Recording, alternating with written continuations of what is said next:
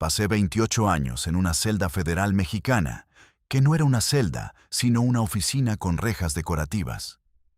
Esa es la verdad que nadie en la DEA, en la PGR, ni en ninguna agencia con 3 letras, ha podido decir públicamente, porque decirla destruye la narrativa de 40 años de guerra contra las drogas que costó cientos de miles de millones de dólares y que produjo exactamente los resultados que produce cualquier guerra diseñada para parecer que se gana mientras se pierde deliberadamente. Me llamo Rafael Caro Quintero. Tengo 72 años. Soy el hombre que ordenó el secuestro y la tortura del agente de la DEA Enrique Kiki Camarena en febrero de 1985. El crimen que, según la narrativa oficial, destruyó el cártel de Guadalajara y que, según la narrativa real, fue el evento que reorganizó la relación entre el narcotráfico mexicano y las agencias americanas de inteligencia de una manera que ninguno de los dos lados tenía interés en hacer pública. Lo que ocurrió con Camarena no fue lo que los libros de texto del crimen organizado describen. Fue más complicado, más oscuro y más vergonzoso para más actores de los que cualquier investigación oficial ha querido documentar. Y lo que me ocurrió a mí después. Los 28 años en Puente Grande, que los medios cubrieron como la justicia alcanzando al narco más buscado de México. Fue la operación de teatro institucional más elaborada que el gobierno mexicano. Y las agencias americanas han producido en conjunto en toda su historia de cooperación. Nací en Badiraguato, Sinaloa, en 1952. El mismo municipio que produjo al Chapo, al Mayo Zambada y a una generación completa de operadores que construyeron el narcotráfico mexicano moderno con la materia prima que la sierra sinaloense siempre había tenido. Tierra fértil para la amapola. Pobreza estructural que hacía que cualquier alternativa económica fuera teóricamente preferible al cultivo de enervantes y prácticamente imposible de acceder, dado el contexto. Y una cultura de autosuficiencia y desconfianza hacia el Estado, que venía de generaciones de interacción con instituciones que llegaban a la sierra exclusivamente para extraer y nunca para proveer. Mi familia era la familia ordinaria de esa región en esa época.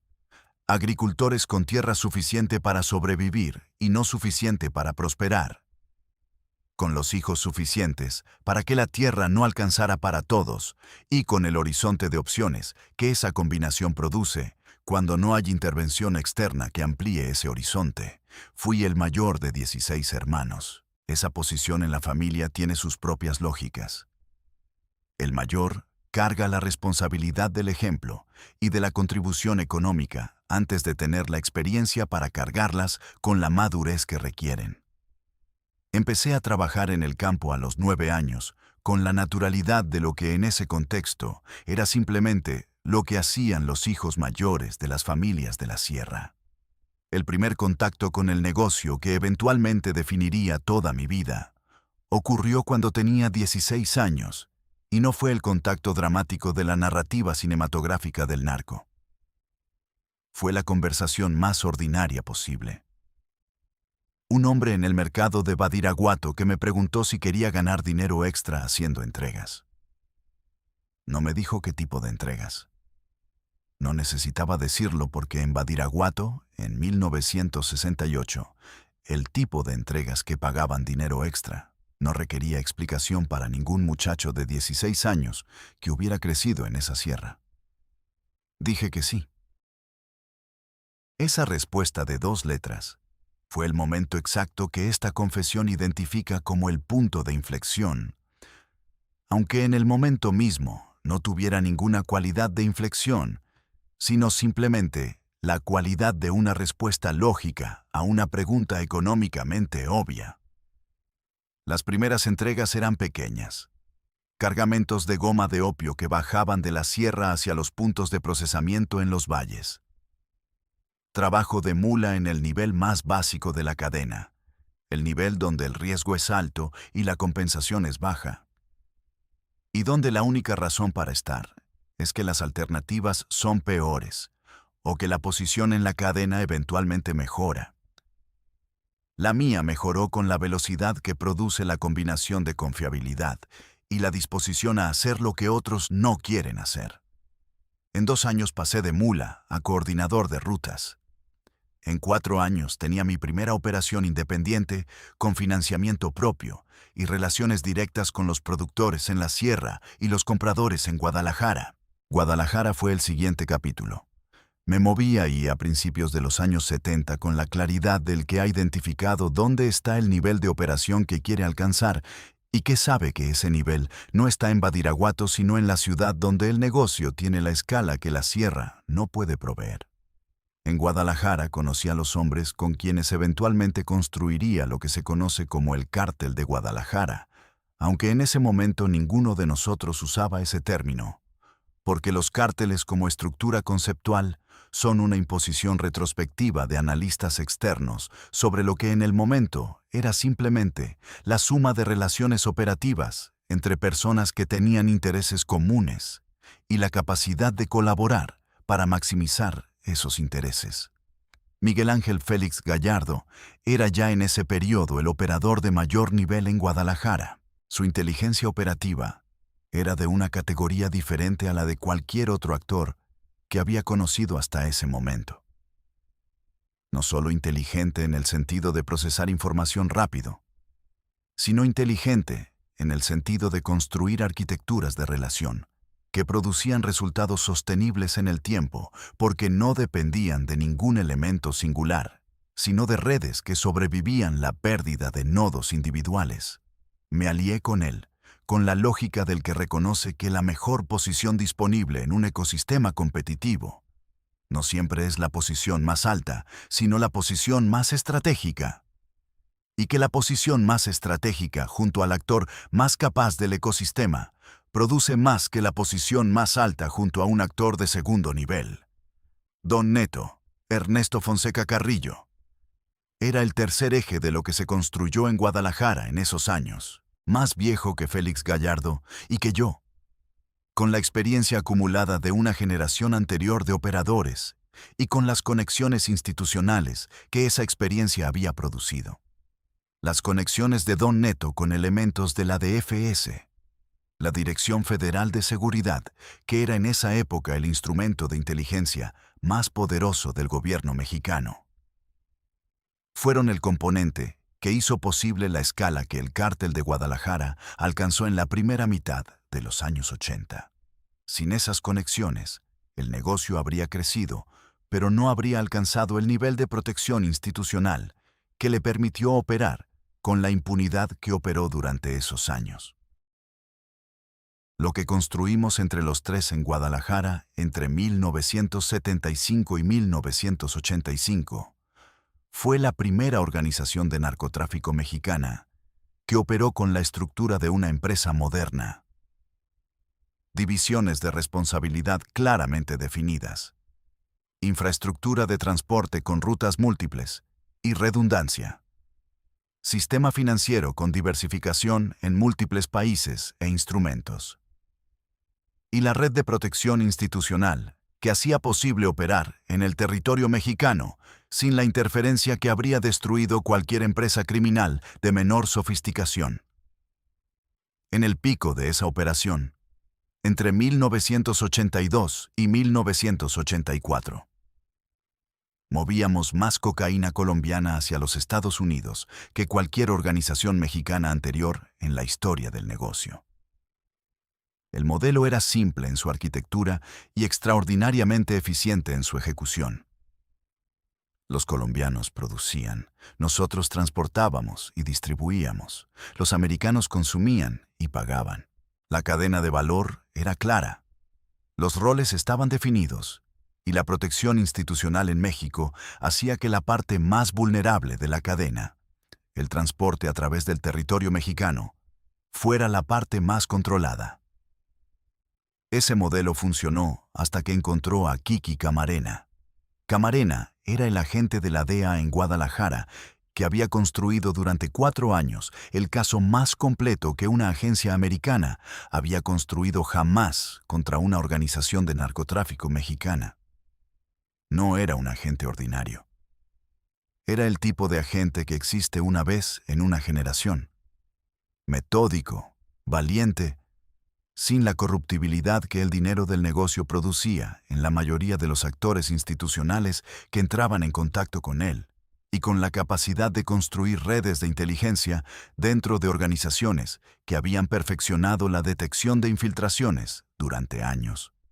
Lo que hicimos con Camarena en febrero de 1985 fue el error más grande de mi carrera, no moralmente, que el error moral es obvio y no requiere elaboración. Operativamente. Porque la eliminación de un agente americano en suelo mexicano era exactamente el tipo de acción que producía consecuencias que ningún nivel de protección institucional mexicana podía absorber, porque las consecuencias venían de Washington, y Washington tenía palancas sobre México que la DFS no podía neutralizar. Pero lo que ninguna narrativa oficial ha dicho sobre Camarena, lo que las investigaciones del Congreso americano se acercaron a revelar en los años 90 sin llegar completamente, es que Camarena no era solo lo que parecía, era también algo más. Y ese algo más es la razón por la que lo que ocurrió después de su muerte, incluyendo mi captura, mi prisión y todo lo que siguió, no fue lo que la narrativa oficial describe.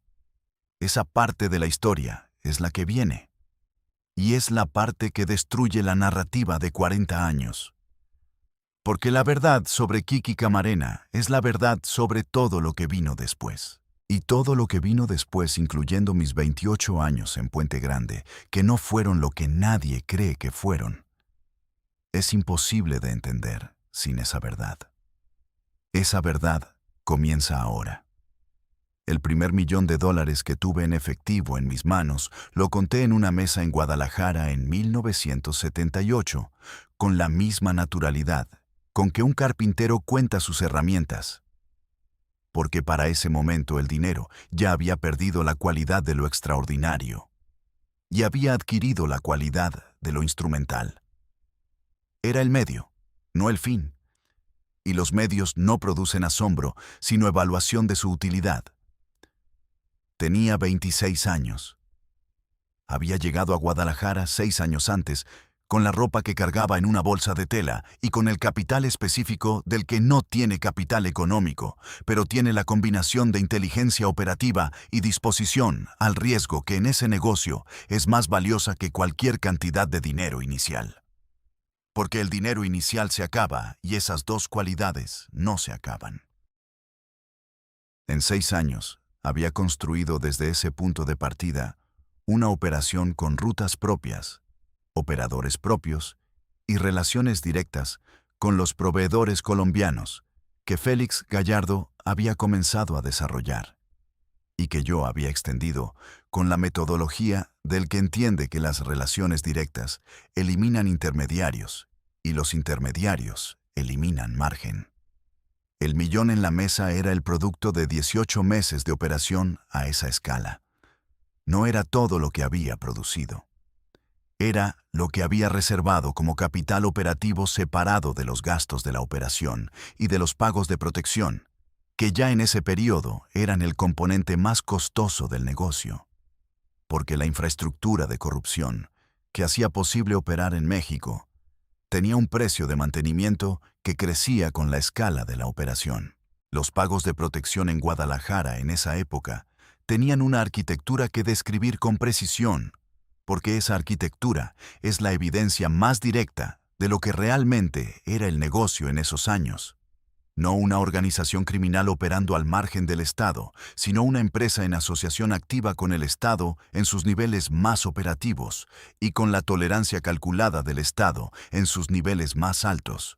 Los pagos llegaban a elementos de la DFS a través de mecanismos que Félix Gallardo había establecido, con la sofisticación del que había aprendido de operadores anteriores, y había mejorado sus métodos. Llegaban a mandos policiales estatales y municipales, con la regularidad de una nómina, porque funcionalmente eran exactamente eso: compensación por servicios de no interferencia prestados de manera continua. Llegaban ocasionalmente a niveles más altos a través de intermediarios cuya identidad yo conocía en ese periodo y que no revelaré en este documento. ¿Por qué revelarlos? Comprometería a personas cuyos herederos no tienen responsabilidad por lo que sus ancestros hicieron y que no merecen pagar ese precio. Lo que sí revelaré es el mecanismo que conectaba el negocio del Cártel de Guadalajara con actores americanos que la narrativa oficial de la guerra contra las drogas describe exclusivamente como adversarios. Ese mecanismo existía desde antes de que yo llegara al nivel donde podía conocerlo, y fue la revelación más importante de mi ascenso al círculo más cercano de Félix Gallardo. Que el negocio no era simplemente tolerado por ciertas agencias americanas, sino que en dimensiones específicas era activamente facilitado por ellas. Porque esas dimensiones servían a propósitos que esas agencias tenían, que eran completamente independientes del narcotráfico, pero que el narcotráfico hacía posibles. El contexto era la Guerra Fría. En los años 80, Centroamérica era el teatro de operaciones más activo del conflicto entre las superpotencias y la CIA. Tenía en ese teatro compromisos operativos que el Congreso americano no había aprobado y que requerían financiamiento que no podía venir de los presupuestos regulares sin producir registros que los comités de supervisión podían detectar. El narcotráfico proveyó parte de ese financiamiento con la eficiencia de lo que tiene exactamente la estructura que la necesidad requiere. Flujos de dinero grandes, opacos y completamente fuera de los sistemas de registro que la supervisión institucional podía alcanzar. Eso no es una teoría de conspiración. Es lo que las investigaciones del Comité Kerry en 1989 documentaron parcialmente y lo que el informe de la Inspectoría General de la CIA de 1998 confirmó en términos más directos, antes de que los mecanismos institucionales que protegen esas revelaciones hicieran que el reporte fuera procesado con el entusiasmo mínimo que la institucionalidad americana aplica a las verdades que no puede negar, pero que tampoco puede amplificar, sin costos, que no quiere pagar. Mi conexión con esa dimensión del negocio comenzó en 1981, cuando a través de intermediarios que operaban en la frontera entre el negocio del narcotráfico y los servicios de inteligencia americanos, recibí la primera comunicación que establecía los términos de una relación que en esa época yo procesé como la más extraña y la más valiosa que el negocio había producido.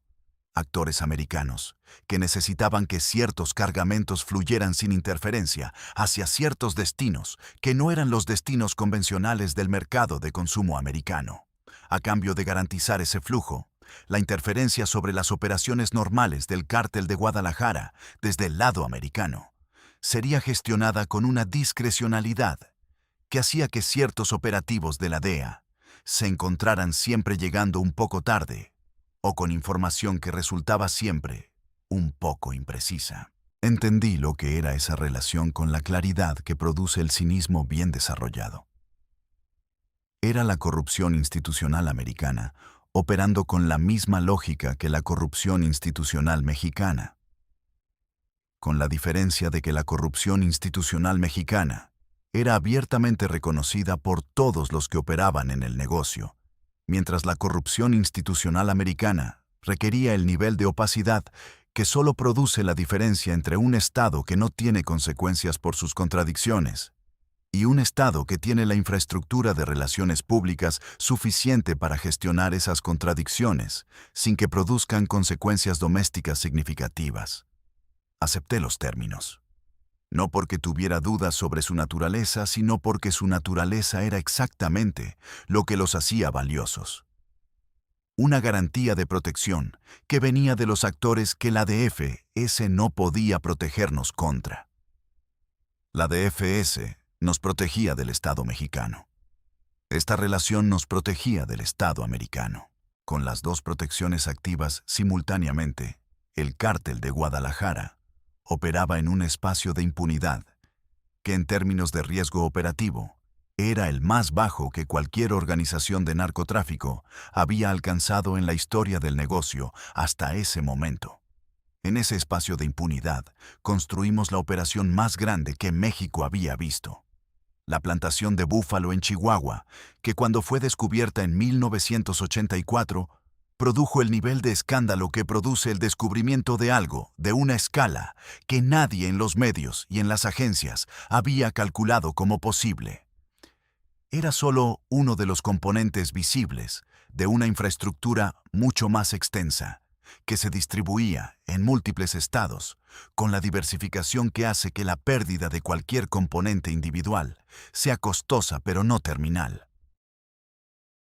Cuando la DEA encontró búfalo y los medios americanos cubrieron las imágenes de miles de hectáreas de marihuana, con la indignación que esas imágenes producían en el público americano, yo estaba en Guadalajara, procesando la información con la frialdad del que ha diseñado su operación para que la pérdida de un componente no destruya el sistema.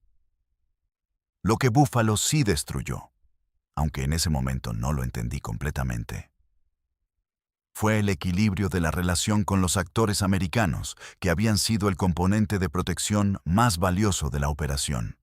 Búfalo era demasiado grande para ser ignorada.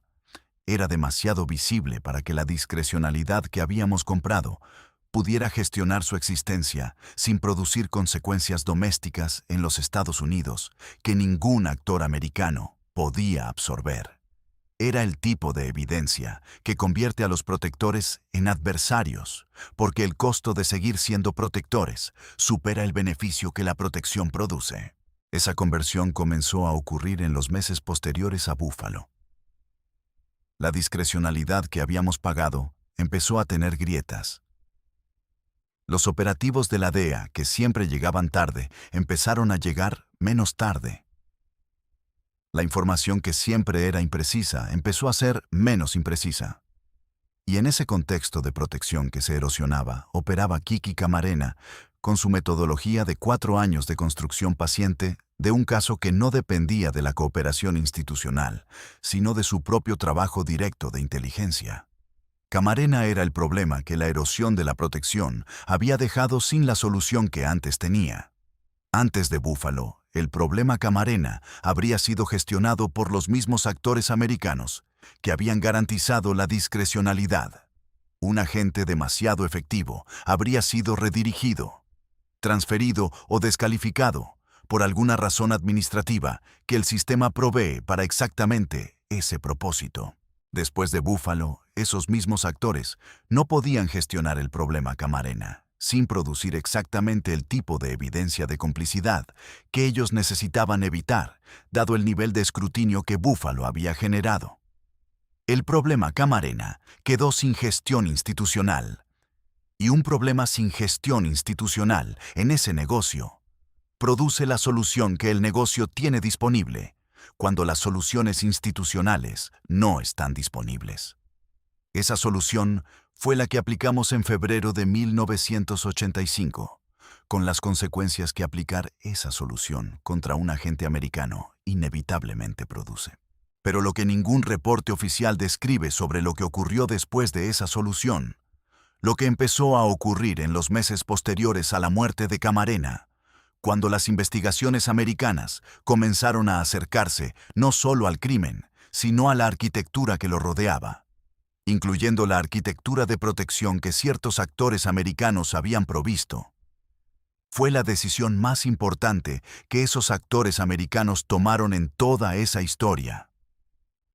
La decisión de que la narrativa del caso Camarena debía producir responsables mexicanos claramente identificables, que concentraran toda la atención investigativa sobre sí mismos, mientras la dimensión americana de la arquitectura era removida del campo de visión con la eficiencia de los que controlan qué se busca y qué no se busca en una investigación. Yo era el responsable mexicano más conveniente, no el único. Pero sí el más conveniente porque mi perfil como fundador del Cártel de Guadalajara, como el operador más visible y más asociado con Búfalo, Me hacía el candidato natural para absorber la narrativa completa del caso, con la credibilidad que produce el que el responsable sea genuinamente responsable, aunque no sea el único responsable, y aunque la dimensión de su responsabilidad sea considerablemente diferente de la que la narrativa oficial construye. Mi captura en Costa Rica, en abril de 1985, fue el primer acto de ese teatro. No fue el resultado de trabajo de inteligencia convencional de las agencias mexicanas o americanas. Fue el resultado de información provista por actores que tenían razones específicas para que yo fuera encontrado en ese momento y en ese lugar. Y que esas razones no tenían que ver con la justicia por Camarena, sino con la necesidad de producir un cierre narrativo que protegiera la dimensión del caso que no podía hacerse pública. Lo que ocurrió después de mi captura, los 28 años en Puente Grande, que los medios describieron como la justicia mexicana funcionando, es la parte de esta historia que más directamente destruye la narrativa oficial.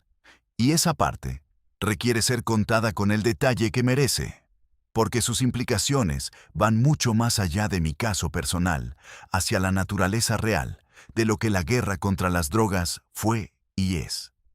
Lo que Puente Grande era para mí, no era lo que Puente Grande era para los demás internos.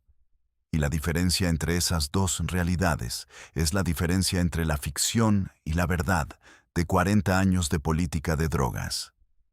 Esa diferencia viene ahora. Entré a Puente Grande en 1985, con la sentencia de 40 años que el sistema judicial mexicano produjo con la velocidad que produce cuando la presión política americana convierte un caso ordinario en un caso de Estado. La celda donde me instalaron en las primeras semanas era exactamente lo que una celda federal mexicana era en esa época. Concreto, humedad. El olor específico de los espacios donde muchas personas viven en poco espacio, sin la ventilación que resuelve ese problema. Ese periodo inicial fue el único periodo donde Puente Grande fue para mí lo que era para los demás internos. Duró 4 meses. En el 4.º mes ocurrió la primera conversación, que cambió la naturaleza de mi existencia en ese lugar, de manera que desde afuera era completamente invisible y desde adentro era completamente transformadora. Un funcionario del penal que no era el director ni ningún cargo visible, sino exactamente el tipo de actor que los sistemas institucionales producen para funciones que no pueden tener nombre oficial, me comunicó que había personas que querían hablar conmigo. No me dijo quiénes. No necesitaba decirlo porque el nivel de acceso que ese funcionario tenía para acercarse a mí en los términos en que lo hizo era en sí mismo la información sobre quiénes eran las personas que querían hablar. La conversación ocurrió una semana después, en un espacio del penal, que no era una sala de visitas convencional, sino una oficina administrativa que había sido despejada para ese propósito, con la anticipación que indica que la logística había sido preparada con suficiente antelación para que nada fuera improvisado. Los 2 hombres que me esperaban no eran mexicanos. Su español era fluido, pero tenía la textura específica del que lo aprendió como segunda lengua, con suficiente práctica para que la fluidez sea real, sin que la textura nativa sea completamente alcanzable. Uno hablaba más que el otro. El que hablaba menos observaba con la atención del evaluador y tomaba notas en un cuaderno pequeño con la letra del que ha desarrollado un sistema de escritura rápida para registrar más de lo que la velocidad de la conversación permitiría registrar con escritura convencional. El que hablaba me dijo 3 cosas en la primera conversación. Primera, que sabían lo que yo sabía sobre la dimensión americana del caso Camarena, y que ese conocimiento era el activo más valioso que yo tenía en mi situación actual. Segunda, que ese activo tenía 2 usos posibles. Uno que me destruía completamente, y otro que me proveía de condiciones que hacían que los 40 años de sentencia fueran una ficción administrativa en lugar de una realidad vivida. Tercera, que la elección entre esos 2 usos era mía, pero que el tiempo para elegir era limitado. porque los procesos que se estaban desarrollando en Washington en ese momento tenían una dinámica que producía resultados independientemente de lo que yo eligiera, y que esperar demasiado reduciría el valor del activo hasta el punto donde el segundo uso ya no fuera posible. Le pregunté qué requería el segundo uso. Me dijo que requería silencio sobre la dimensión americana, disponibilidad para comunicaciones periódicas sobre la evolución del negocio en México, que mi posición como fundador del Cártel de Guadalajara me permitía conocer aunque estuviera formalmente preso, y la comprensión de que el acuerdo que estaba siendo propuesto no era un acuerdo de inmunidad en el sentido convencional, sino un acuerdo de coexistencia que tenía sus propias reglas y sus propias consecuencias si esas reglas eran violadas. Tomé 48 horas para responder, no porque necesitara ese tiempo para tomar la decisión, que era la única decisión racional disponible dado el tablero, sino porque responder inmediatamente hubiera señalado una posición negociadora más débil de la que realmente tenía, y en una negociación de ese tipo, la posición negociadora determina los términos, y los términos determinan la calidad de los 28 años siguientes. En esas 48 horas, evalué lo que tenía. Conocimiento directo de la participación de actores de inteligencia americana en la facilitación del Cártel de Guadalajara durante los años de operación. Conocimiento de los mecanismos específicos de esa facilitación, incluyendo nombres y fechas y montos que ninguna investigación oficial había alcanzado. Y la posición de alguien a quien esos actores necesitaban que permaneciera silencioso más de lo que lo necesitaban preso en las condiciones reales que la prisión produce. Esa asimetría era mi palanca. La usé en la respuesta que di 48 horas después. Acepté los términos con 3 modificaciones que el hombre que hablaba llevó a sus superiores y que regresaron aprobadas en la siguiente conversación una semana después. Las modificaciones eran sobre las condiciones físicas de mi existencia en Puente Grande, sobre el acceso que tendría a personas del exterior a través de mecanismos que el penal proveería con la discrecionalidad que el acuerdo requería, y sobre la naturaleza de las comunicaciones periódicas que el acuerdo requería de mi parte, que yo estipulé debían ser sobre información que yo eligiera proveer y no sobre información que me fuera solicitada. Distinción que preservaba mi agencia sobre el proceso y reducía mi exposición en el escenario donde el acuerdo colapsara por razones fuera de mi control. Las condiciones de Puente Grande cambiaron en el mes siguiente, con la gradualidad que no produce señales visibles para los observadores externos, pero que desde adentro era completamente perceptible. No los cambios cinematográficos de la narrativa del narco preso con privilegios que los medios eventualmente cubrirían sobre otros casos. No cenas de gourmet, ni mujeres, ni los excesos que producen las historias que los periodistas de espectáculo pueden vender. Los cambios eran más sutiles y más valiosos. Espacio privado real. Acceso a comunicaciones que el sistema oficial no provee. La capacidad de recibir visitas de personas cuya identidad no era registrada en los libros oficiales del penal y cuyas conversaciones ocurrían en el espacio que el acuerdo había establecido para ese propósito. A través de esas visitas no registradas, mantuve durante 28 años una conexión con el negocio que los reportes de inteligencia americanos de ese periodo nunca capturaron completamente, porque la capturaron como la conexión del preso que mantiene influencia sobre su organización desde la celda, que era la narrativa superficial correcta, sin capturar la dimensión más profunda. ¿Qué parte de esa conexión era activamente facilitada por los mismos actores que oficialmente estaban dedicados a desmantelar esa organización, porque esa facilitación servía a los propósitos de inteligencia que el acuerdo definía? Las comunicaciones periódicas que el acuerdo requería de mi parte eran exactamente lo que había negociado, información que yo elegía proveer sobre la evolución del negocio en México. Esa información era genuinamente valiosa para los actores que la recibían. porque mi perspectiva sobre el negocio era la del fundador con acceso a través de sus redes de relaciones a información sobre actores y estructuras que el trabajo de inteligencia convencional no podía alcanzar con la misma profundidad. Era también información estratégicamente seleccionada por mí para ser suficientemente valiosa para mantener el acuerdo activo, sin ser tan completa que eliminara mi indispensabilidad como fuente. Esa selección estratégica de la información que proveía fue el trabajo más delicado de los 28 años en Puente Grande.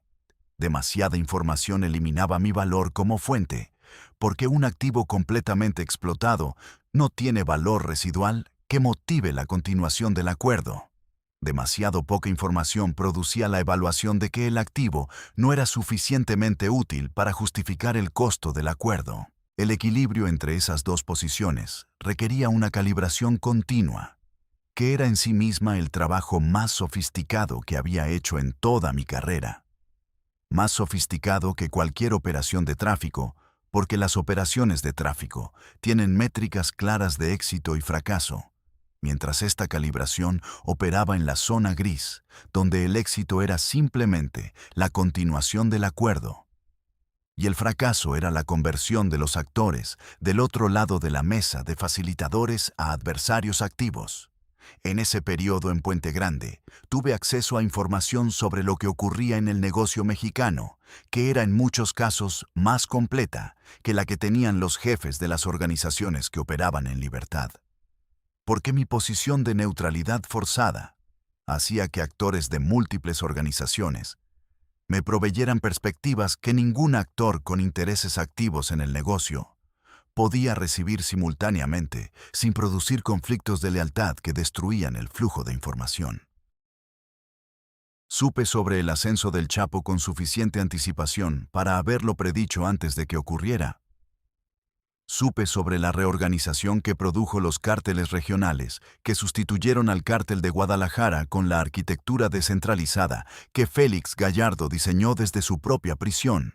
Supe sobre los conflictos entre organizaciones que produjeron las guerras de los años 2000 con suficiente anticipación para que la información que proveía al acuerdo incluyera predicciones que se verificaron con una precisión que solidificó el valor del activo que yo representaba para los actores del otro lado del acuerdo. En 2001, ocurrió algo que cambió la naturaleza del acuerdo, de manera que requirió renegociación. La fuga del Chapo de Puente Grande en enero de ese año produjo el nivel de escándalo que produce cuando el preso más famoso del mundo escapa de la prisión de máxima seguridad más conocida de México. Y la investigación que siguió comenzó a documentar con una precisión incómoda la arquitectura de privilegios y arreglos que hacían posible que ciertos internos en Puente Grande existieran en condiciones muy diferentes de las que el sistema oficial describía. Esa investigación se acercó a dimensiones de mi situación que el acuerdo no podía tolerar que fueran documentadas. La renegociación que siguió fue la más tensa de las que había tenido desde 1985, porque por primera vez los actores del otro lado del acuerdo estaban en una posición donde el costo de mantener el acuerdo era visible de maneras que antes había sido completamente opaco. Me comunicaron que debían producirse cambios en las condiciones visibles de mi situación en Puente Grande, que reducirían algunos de los componentes más obvios de los privilegios que la investigación podía documentar. Acepté esos cambios, porque la alternativa era la exposición de la dimensión del acuerdo que ninguno de los dos lados podía sobrevivir públicamente. Los cambios visibles fueron exactamente eso. Visibles. Las condiciones reales que importaban para el funcionamiento del acuerdo permanecieron intactas, porque esas condiciones no eran las que la investigación posterior a la fuga del Chapo tenía capacidad de documentar. En ese periodo, tuve una conversación con un interno que había llegado a Puente Grande después de mí y que tenía suficiente perspectiva sobre la arquitectura del lugar para hacer observaciones que eran incómodamente precisas sobre la diferencia entre lo que el penal era oficialmente y lo que era en su funcionamiento real. Le dije lo que podía decirle sin comprometer el acuerdo. que Puente Grande era exactamente lo que cualquier institución mexicana era en su relación entre la forma y la función. Que la forma era el registro oficial y la función era el resultado de las relaciones de poder que operaban por debajo del registro oficial. Y que la diferencia entre los dos niveles en Puente Grande era simplemente la diferencia entre los dos niveles en cualquier otra institución mexicana, amplificada por la escala de los intereses que operaban en ese espacio específico. El interno me miró con la evaluación del que ha recibido una respuesta que es verdadera y que no es lo que preguntó. Tenía razón. No era lo que había preguntado, pero era lo que podía decirle. Lo que no podía decirle era que la institución que habitábamos los dos tenía dimensiones que ninguno de los registros oficiales capturaba, y que esas dimensiones hacían que la experiencia de estar en Puente Grande fuera radicalmente diferente dependiendo de quién eras y qué sabías y para quién lo sabías. Lo que no podía decirle era que el hombre más famoso de Puente Grande era simultáneamente el preso y el activo. Lo que no podía decirle era que los 28 años que el sistema oficial registraba como mi prisión eran en su dimensión real algo mucho más complejo que prisión y mucho menos que libertad. Y que esa zona intermedia tenía un nombre que ningún vocabulario institucional tiene disponible. Porque las instituciones no tienen vocabulario para describir sus propias contradicciones. Ese vocabulario solo existe en confesiones como esta, y las confesiones como esta solo son posibles cuando el tiempo que protegía a los actores del otro lado del acuerdo ha pasado suficientemente para que las consecuencias de revelar lo que hubo sean menores que las consecuencias de seguir cargando el peso de no haberlo revelado. Ese tiempo llegó. Pero antes de llegar, produjo los eventos de 2013, que fue el año donde el acuerdo tuvo la crisis más grave de su historia y donde por primera vez en 28 años la posibilidad de que colapsara completamente fue real. Esa crisis es lo que el siguiente capítulo describe. Porque la crisis de 2013 es la que produce todo lo que vino después, incluyendo mi liberación, mi recaptura y la verdad sobre lo que cada uno de esos eventos realmente fue. La crisis de 2013 comenzó con una decisión judicial que ninguno de los actores del acuerdo había anticipado con suficiente precisión para prevenirla. Un tribunal colegiado en México resolvió que mi sentencia original había sido procesada con violaciones al debido proceso y que correspondía mi liberación inmediata. Esa resolución no fue el resultado de trabajo legal ordinario de mis abogados, aunque mis abogados estuvieron presentes en el proceso con la competencia que el caso requería. Fue el resultado de un movimiento en el tablero político mexicano que tenía sus propias lógicas internas completamente separadas de mi caso específico, pero que usó mi caso como instrumento para producir un resultado que servía a actores cuya identidad el análisis político mexicano de ese periodo intentó descifrar sin alcanzar completamente la respuesta correcta. En México en 2013 había una reorganización del poder político que producía ganadores y perdedores en las estructuras institucionales que habían administrado el negocio durante décadas, y mi liberación era útil para ciertos actores de esa reorganización, porque producía un golpe de credibilidad contra las estructuras que ellos estaban desplazando, al demostrar que esas estructuras habían procesado mi caso con irregularidades que un tribunal independiente podía documentar. Salí de Puente Grande en agosto de 2013, después de 28 años. La narrativa pública de ese momento fue exactamente la que los medios construyeron.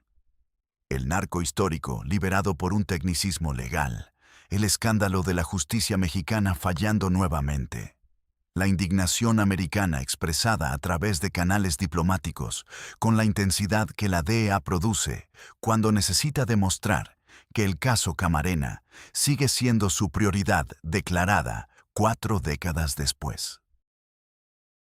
Esa narrativa era la superficie de un evento cuya profundidad era completamente diferente, porque mi liberación no era el resultado del sistema fallando, sino del sistema funcionando exactamente como funciona, cuando los intereses que lo mueven producen ese resultado. Los actores del acuerdo que había mantenido durante 28 años reaccionaron a mi liberación con una urgencia que me comunicaron a través de los canales que habían sobrevivido el periodo de Puente Grande. La liberación era un problema para ellos, no porque querían que siguiera preso, sino porque mi existencia libre y visible producía una exposición de la narrativa del caso Camarena, que el control que habían ejercido durante 28 años había gestionado y que la libertad eliminaba. Un Rafael Caro Quintero preso era un activo gestionable. Un Rafael Caro Quintero libre era una variable que producía consecuencias que ningún acuerdo podía completamente contener. Me dijeron que necesitaban tiempo para adaptar los términos del acuerdo a la nueva situación. Les dije que el tiempo era el recurso que más tenía después de 28 años y que lo usaría de la manera que me produjera los mejores resultados disponibles, independientemente de lo que el acuerdo requiriera, porque el acuerdo había sido construido para las condiciones de Puente Grande y esas condiciones ya no existían. Esa respuesta produjo la tensión más alta que había existido en toda la historia del acuerdo, porque era la primera vez en 28 años que yo señalaba que los términos originales no me vinculaban automáticamente en la nueva situación. La tensión se manifestó en la velocidad con que el gobierno americano procesó la orden de extradición que siguió a mi liberación. La solicitud de extradición fue presentada con una urgencia que no correspondía a la de un caso de 1985 y que solo tenía sentido como señal de la presión que los actores del acuerdo podían aplicar sobre el gobierno mexicano para producir mi recaptura antes de que la nueva situación generara consecuencias que no podían controlar. El gobierno mexicano emitió la orden de aprehensión en un plazo que era inusualmente corto para la burocracia, que los procesos de extradición normalmente requieren, y que solo era posible si la voluntad política de producir ese resultado era suficientemente intensa para comprimir los tiempos administrativos que en condiciones normales no son comprimibles. Me fui a la Sierra de Sinaloa. No porque la sierra fuera el lugar más seguro en términos de capacidad del Estado para llegar ahí. Que era real, pero que no era la razón principal, sino porque la sierra era el espacio donde yo había comenzado y donde las relaciones que había construido durante 50 años tenían la densidad que produce la protección más orgánica disponible. La protección de la gente que te conoce desde antes de que fueras lo que te volviste y que te protege no por lo que eres, sino por lo que fuiste con ellos. Los 9 años entre 2013 y 2022 en la sierra fueron el periodo más libre de mi vida, en el sentido de que no había acuerdo activo que gestionara mis condiciones. No había institución que administrara mi existencia. No había actores externos cuya agenda determinara los términos de mi cotidianidad. Eran también el periodo de mayor vulnerabilidad táctica, porque la libertad sin el paraguas institucional que el acuerdo había provisto durante 28 años producía una exposición directa a todos los actores que querían o necesitaban producir mi recaptura. En esos 9 años, el acuerdo tuvo 3 intentos de renegociación que inicié yo a través de canales que habían sobrevivido la transición de Puente Grande a la clandestinidad. Los 3 intentos fallaron en producir términos que yo considerara suficientemente valiosos para aceptarlos, porque los términos que los actores del otro lado ofrecían en la nueva situación eran considerablemente menos generosos que los de 1985, lo que reflejaba una evaluación de mi valor como activo que había cambiado en 2 dimensiones. El tiempo había erosionado la relevancia de la información sobre el caso Camarena, porque los actores que esa información más directamente comprometía habían muerto o se habían retirado de posiciones donde la exposición producía consecuencias reales. Y la evolución del negocio en México había producido nuevos actores y nuevas estructuras sobre las cuales mi perspectiva era menos específica de lo que había sido en el periodo de Puente Grande. Esa erosión de mi valor como activo era la dinámica más preocupante de esos 9 años, porque definía el horizonte del acuerdo.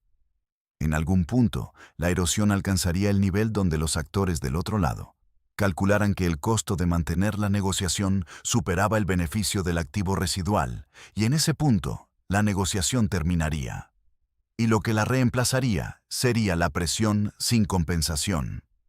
Ese punto se acercó en 2021, cuando la administración Biden produjo una intensificación de la presión sobre el gobierno mexicano respecto a mi caso, que tenía la textura de algo más que política de drogas convencional. La intensificación tenía la especificidad de alguien que había revisado el expediente completo con la atención del que busca algo específico, y que había encontrado suficiente para justificar elevar el caso a una prioridad que no había tenido en los años anteriores. Esa especificidad me comunicó que había actores nuevos en el lado americano que no eran parte de la arquitectura del acuerdo original, y que evaluaban mi caso sin el condicionamiento histórico que los actores anteriores traían. Actores nuevos sin condicionamiento histórico son el riesgo más difícil de gestionar en una situación como la mía, porque el condicionamiento histórico era exactamente lo que hacía funcionar el acuerdo. La conciencia de las dimensiones que no podían hacerse públicas, y la motivación para que esas dimensiones permanecieran no públicas. Sin ese condicionamiento, lo que quedaba era un caso de narcotráfico de 1985, visto con los ojos del 2021. Que es exactamente el caso más simple posible y el más fácil de presionar, sin las complicaciones que el condicionamiento histórico producía. La recaptura ocurrió en julio de 2022, en Sinaloa. Fue ejecutada por fuerzas militares mexicanas, con la coordinación americana que esos operativos requieren cuando el objetivo tiene el perfil que yo tenía. No voy a describir los detalles del operativo, porque algunos de esos detalles son sensibles para personas que me proveían protección y que no tomaron la decisión de proveerla, sabiendo que eventualmente produciría este resultado. Lo que sí voy a decir es que la recaptura en julio de 2022 fue precedida por 2 semanas, donde los movimientos a mi alrededor tenían la textura de lo que precede a los operativos cuando la inteligencia ya tiene suficiente para actuar y está esperando el momento de mayor probabilidad de éxito. Detecté esos movimientos. No los pude neutralizar porque la erosión del valor del activo que había predicho había alcanzado el punto donde la negociación ya no era viable, y sin negociación viable no había mecanismo para detener lo que esos movimientos anunciaban. Me capturaron con la eficiencia de los que han planificado el operativo, con suficiente inteligencia previa para que la ejecución sea más confirmación que descubrimiento. Fui trasladado a la Ciudad de México y puesto a disposición de las autoridades americanas para el proceso de extradición que había estado pendiente desde 2013. Lo que ocurrió en las semanas entre mi recaptura y el inicio formal del proceso de extradición fue la última negociación del acuerdo en su versión más reducida. No los términos generosos de 1985, ni los términos intermedios de los intentos fallidos de los 9 años anteriores. Los términos mínimos de lo que queda, cuando el activo ha sido erosionado hasta su nivel residual. Garantías sobre el proceso de extradición en términos de los cargos específicos que serían presentados, sobre las condiciones de la detención en el sistema americano, y sobre la situación de personas vinculadas a mí, cuya protección era el único componente del activo que no había perdido valor, porque dependía de información que ningún otro actor podía proveer. Esos términos mínimos fueron negociados con la velocidad que produce cuando ambas partes entienden que la negociación tiene un horizonte corto, y que lo que no se acuerda en ese horizonte no se acuerda después. Se acordaron, no con la satisfacción de los acuerdos que producen resultados genuinamente buenos para todas las partes, sino con la resignación del que acepta lo que es posible cuando lo imposible ha dejado de ser una opción. El proceso de extradición está en curso mientras escribo esto mentalmente, en el espacio donde la escritura real no puede existir. Los cargos americanos que enfrento son los que corresponden a un hombre que hizo lo que hice en los años que lo hice, y que ahora paga el precio que el sistema americano define para esos hechos, sin el contexto completo, que haría que ese precio fuera evaluado muy diferentemente si ese contexto pudiera hacerse público. Ese contexto no puede hacerse completamente público.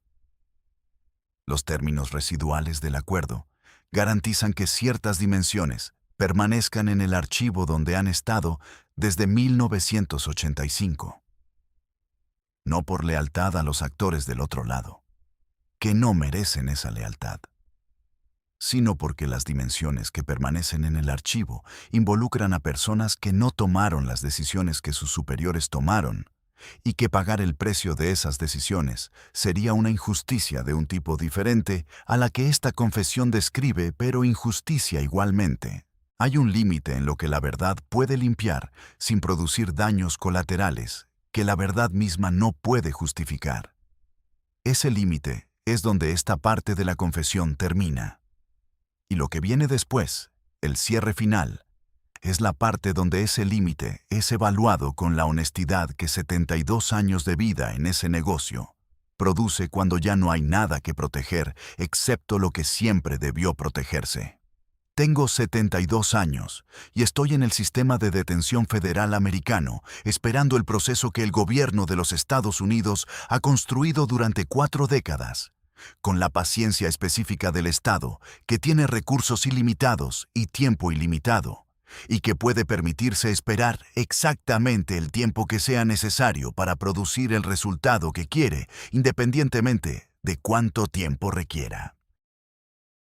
Ese proceso me presentará ante un jurado americano como el narcotraficante que ordenó el asesinato de un agente americano, que construyó una de las organizaciones criminales más grandes de la historia del narcotráfico latinoamericano, y que evadió la justicia durante décadas con la complicidad de un Estado mexicano corrupto. Cada elemento de esa descripción es verdadero. Ninguno de esos elementos es la historia completa. Y la distancia entre lo verdadero y lo completo es exactamente la distancia que separa la narrativa de la realidad en todos los casos que involucran la intersección del crimen organizado con los servicios de inteligencia de los estados que declaran combatirlo. Lo que diré en ese proceso está determinado por los términos residuales del acuerdo que describí en el capítulo anterior. Lo que no diré está determinado por las mismas razones que han gobernado lo que no he dicho durante 40 años.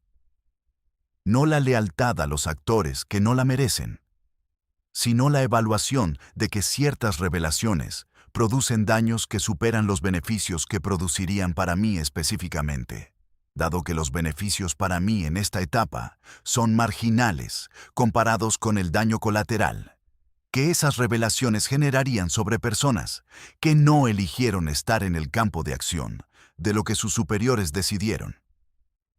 Esa evaluación puede parecer la racionalización del que protege a sus protectores por interés propio. No lo es, aunque entiendo por qué parecería serlo desde afuera. Es la evaluación del que ha vivido 72 años, aplicando la misma metodología a todas las decisiones. Identificar todas las consecuencias posibles de cada acción. Pesar esas consecuencias contra los objetivos que la acción persigue. Y tomar la decisión que produce el mejor resultado disponible, dado el tablero real y no el tablero que uno quisiera que existiera. El tablero real en este momento no incluye opciones que produzcan justicia completa, porque la justicia completa requeriría exponer dimensiones que el sistema que administra ese proceso no tiene interés en exponer, y que yo no tengo los recursos para forzar que se expongan independientemente de lo que diga o no diga. Lo que sí puedo hacer, y lo que esta confesión hace, es poner en el registro que existe fuera de los archivos judiciales la arquitectura real de lo que ocurrió. no con los nombres que harían ese registro procesable en términos legales, porque esos nombres están protegidos por las razones descritas, sino con la descripción suficientemente precisa de los mecanismos y las lógicas, para que cualquier persona que lea esto, con la atención que merece, pueda construir la imagen completa, con los componentes que los registros públicos ya contienen, y que esta descripción conecta de maneras que los registros públicos solos no conectan. Kiki Camarena merece más verdad de la que el sistema que lleva su nombre ha producido. No la verdad simple de que Rafael Caro Quintero ordenó su muerte y que ese hombre fue eventualmente capturado y procesado. La verdad completa de por qué Camarena fue tan efectivo en su trabajo, que encontró exactamente en sus 4 años de investigación en Guadalajara, que lo hacía tan peligroso para tantos actores simultáneamente. Y por qué su eliminación fue posible en un contexto donde la protección que debería haber existido para un agente americano en México tenía grietas que no eran accidentales. Camarena encontró la arquitectura.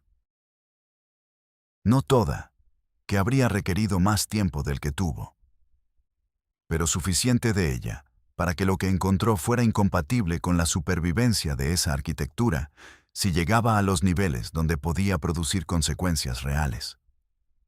La arquitectura incluía actores mexicanos e incluía actores americanos, y la razón por la que la narrativa oficial de su caso durante 40 años ha producido responsables mexicanos exclusivamente es exactamente la razón que cualquier análisis honesto identifica de inmediato. Los actores que controlan la narrativa son los actores con interés en que ciertos componentes de esa narrativa no sean incluidos. Eso no exonera a nadie en el lado mexicano. No me exonera a mí. Lo que hicimos con Camarena fue lo que fue, y el precio que corresponde es el que el sistema americano está en proceso de cobrar. Pero el precio que corresponde no es solo el mío. Y la selección de quién paga y quién no paga no es una selección de justicia, sino una selección de poder. Que son dos cosas que en ese nivel de operación raramente coinciden. Los años que me quedan, que dados mi edad y el proceso que enfrento, son probablemente los últimos años con algún nivel de agencia sobre mi propia existencia, antes de que el sistema americano produzca el resultado que está construyendo. Los pienso con la sobriedad del que ha tenido suficiente tiempo para evaluar lo que hizo, sin el autoengaño que los años más jóvenes producen y que la vejez generalmente disuelve. Construí algo. Eso es verificable e indiscutible. Lo que construí tenía la escala y la sofisticación que ninguna organización anterior en el narcotráfico mexicano había alcanzado, y que definió el modelo que todas las organizaciones posteriores siguieron en sus componentes fundamentales. Ese legado es real, independientemente de la evaluación moral que se le aplique. Destruí cosas. Eso es igualmente verificable e indiscutible. Personas muertas, familias destruidas, comunidades donde el negocio que construí dejó exactamente el tipo de huella que los negocios de esa naturaleza dejan cuando operan con la escala que operé. Kiki Camarena es el nombre que el sistema americano pone en el centro de ese inventario de destrucción. No es el único nombre que debería estar ahí, y el sistema americano lo sabe, pero el sistema americano trabaja con los nombres que producen los resultados institucionales que necesita. Y Camarena produce esos resultados con la eficiencia que ningún otro nombre en mi caso produce. Asumo esos dos inventarios, el de lo construido y el de lo destruido, con la misma metodología con que asumí todo lo demás. Sin dramatismo, sin el arrepentimiento performativo que los sistemas judiciales valoran como señal de rehabilitación, y que yo no puedo producir con la credibilidad que requeriría, porque 72 años de vivir de una manera específica no producen la transformación que el arrepentimiento genuino requeriría en el tiempo que queda. Puedo reconocer. No puedo transformar. Esa honestidad es lo único que me queda que tiene algún valor. Lo que le diría a cualquier joven de 16 años en Badiraguato hoy, que está evaluando las mismas opciones que yo evalué en 1968, no es lo que los programas de prevención dicen. No, el crimen no paga, ni el narco siempre termina preso o muerto, aunque ambas cosas sean estadísticamente verdaderas en el largo plazo. Lo que le diría es esto. El negocio que estás considerando no es el negocio que ves desde afuera. Desde afuera se ve la riqueza, el poder, la impunidad aparente, la ausencia de las restricciones que la pobreza produce. Lo que no se ve desde afuera es que ese negocio tiene su propia prisión, que construye alrededor de los que entran a él, con una lentitud que hace que sea invisible hasta que es completamente sólida. Yo entré a los 16 años creyendo que entraba a la libertad que la pobreza me negaba. A los 72, puedo decir con la certeza que produce la experiencia completa que nunca estuve libre en ningún momento de esos 56 años. Porque la libertad real no es la ausencia de rejas físicas, sino la ausencia de las dependencias que el negocio construye entre tú y él, con cada año que pasa hasta que separarte de él es tan imposible como separarte de tu propio esqueleto. Puente Grande, con acuerdo o sin acuerdo, era una prisión. La Sierra, entre 2013 y 2022, era una prisión de geografía más amplia y rejas menos visibles, pero prisión igualmente. Este centro de detención federal americano es una prisión con rejas completamente visibles. La diferencia entre las tres versiones de prisión que he habitado es de comodidad y de libertad de movimiento, pero no de libertad real. Porque la libertad real requiere la posibilidad de elegir algo diferente. Y esa posibilidad desaparece con tanta completitud después de suficientes años en ese negocio, que incluso cuando las rejas físicas no están presentes, la elección diferente no es alcanzable. Eso es lo que el joven de 16 años en Badiraguato no puede ver desde afuera. Eso es lo que yo no podía ver en 1968 y que nadie me dijo con suficiente claridad para que cambiara la decisión, aunque no estoy seguro de que haberlo sabido hubiera cambiado la decisión, porque las decisiones que se toman en ese contexto de pobreza y ausencia de opciones no son completamente libres, aunque tampoco son completamente determinadas, y esa zona intermedia es donde vive toda la responsabilidad moral de lo que ocurrió. El proceso americano producirá su resultado. Lo recibiré con la ecuanimidad que produce haber vivido lo que viví y saber lo que sé sobre la naturaleza real de ese proceso y de los actores que lo administran. No con la resignación del que no tiene agencia, sino con la comprensión del que entiende que en este punto, la agencia que queda es la agencia sobre la narrativa que deja y no sobre el resultado que el sistema produce. Esta confesión es esa narrativa, incompleta en sus detalles más específicos por las razones que describí, completa en su arquitectura y en su honestidad sobre lo que fue real y lo que fue teatro, y lo que fue la zona intermedia entre los dos, que es donde la mayoría de lo que ocurrió realmente ocurrió.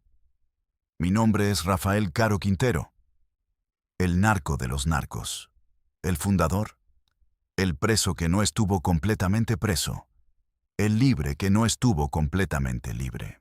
El hombre que sabe lo que sabe sobre 40 años de guerra contra las drogas y que ha dicho aquí lo que puede decirse y que cargará lo que no puede decirse hasta el final.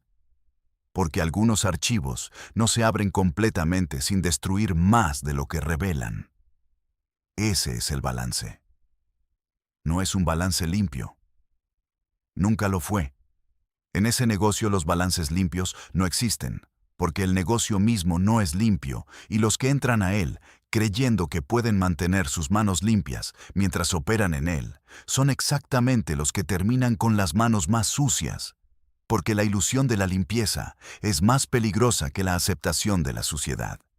Yo nunca tuve esa ilusión. Es lo único que puedo decir en mi favor que sea completamente verdad. Lo demás es historia. Y la historia ya está escrita, aunque no en los libros donde debería estar. está aquí. En este texto que existirá después de que yo no exista, que es exactamente el único tipo de permanencia que ese negocio deja disponible para los que lo habitaron completamente. El rastro. Siempre el rastro.